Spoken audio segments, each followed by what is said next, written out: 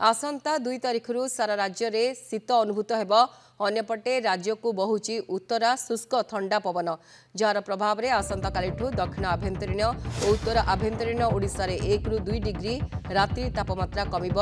2 ରୁ 3 दिन मध्य 3 ରୁ 4 डिग्री रात्रि तापमात्रा कमिब। चलित वर्ष शीत विलंब आसी सेबड़े विभिन्न मॉडल आकलन अनुଯାयी 31 किंबा 1 तारिख बेलू उत्तर बंगोपसागर में सृष्टि होगाकू जाउछि घूर्णिबलय। परवर्ती समय यह एक लघुचापर रूप नेब किंतु अधिक घनीभूत होबार संभावना नहीं। 2 दिन पर राज्य में भारी वर्षार संभावना थिबा बेले उपकूल और आभ्यंतरीण ओडिशा रे वर्षा हेब।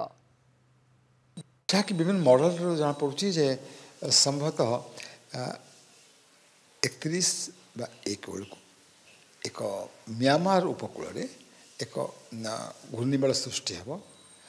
ताहा घूर्णिबल अवस्था होते वर्षा सेटा रही पारे हुए तापर लघुचाप होवार संभावना अच्छी ताहा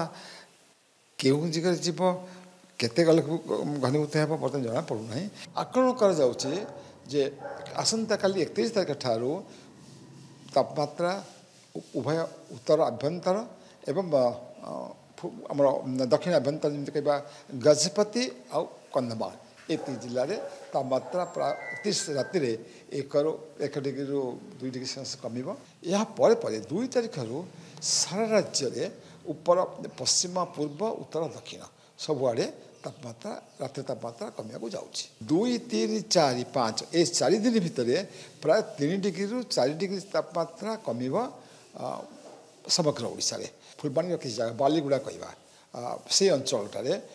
हुए तो दानीबाड़ी कहवा से तापमात्रा संभवतः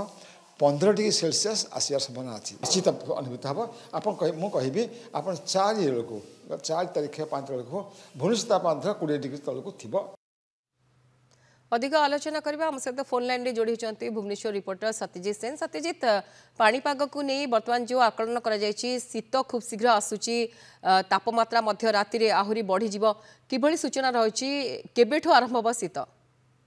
देखो गायत्री शीत बहुत लेट रे एथर चलित वर्ष आसुची किंतु जहाँ सूचना आसुची आसंता 2 तारिख रु आपणकर 4 तारिख पर्यंत राज्य रे शीत अनुभूति हेबो এবং আসন্তা কালি আপনার আভ্যন্তরীণ ওড়িশা কু আপনার উত্তরা থন্ডা পবন প্রবেশ করুছি যাহা ফଳରେ আপনার তাপমাত্রা রাজ্যর বিভিন্ন জিলা মানকরে 2 ରୁ 3 ডিগ্রি খসি আসিব এবং আপনার 2 তারিখ রু 4 তারিখ ভিতরে শীত অনুভূতি হেব এবং আপনার দেখন্তু নভেম্বর 15 পরে डिसेम्बर पर्यंत आपणकर हाड़भंगा शीत हम बोली जहाँ पाणीपाग विशेषज्ञ मैंने मत रखिंट किंतु यार भितर जब आलोचना करवा आज भी पाणीपाग को लेकिन जो अपडेट आसूची वर्षा राज्य विभिन्न जिला मानक तुआकु तुआ वर्षा दक्षिण ओडिशा को छाड़देले आपंकर उपकूलवर्ती जो जिला सब रही बालेश्वर भद्रक गंजाम गजपति केन्द्रापड़ा जगतसिंहपुर पुरी नयगढ़ ये तमाम जिला मानक द्विपहर पर वर्षा लगिक आसंता काली भी किसी वर्षा संभावना रही किंतु 2 तारिख पर शीत अनुभूति निहाती या सहित गोटे बड़ खबर होची आपणकर 31 तारिख बेलू पुणी उत्तर बंगोपसागर एक घूर्णिबलय सृष्टि होगा जाउची एवं जहाँ आपणकर म्यांमार आड़ को सृष्टि होवार संभावना रही किंतु तारी भितर बड़ कथा होची ए जो घूर्णिबलय प्रभाव रे राज्य रे कौन प्रभाव रहिबो उपकूलवर्ती जिला मानक केते वर्षा हम कि कौन हम ताहा 31 तारिख क्षमा करें 1 तारिख रे ही स्पष्ट चित्र आसजिव सैटेलाइट चित्र आसजिव एवं विभिन्न मॉडल मानकर भी पूर्वानुमान पलि आसिबो कि घूर्णिबलय केउ भली भाबे आगु को रूप नेबाक जाउची। बहुत बहुत धन्यवाद सत्यजित आपनका तमाम सूचना पई। सत्यजित सेन थिले जहाँ कहउथिले सूचना दउथिले कि 2 तारिख रु शीत आरंभ हबो आ यार अवधि कम रहबो जेतु लेट रे शीत अनुभूत हबो तेणु अवधि कम रहबो आ रातिर तापमात्रा 2 ରୁ 3 डिग्री पाखपाखी कम रहबो।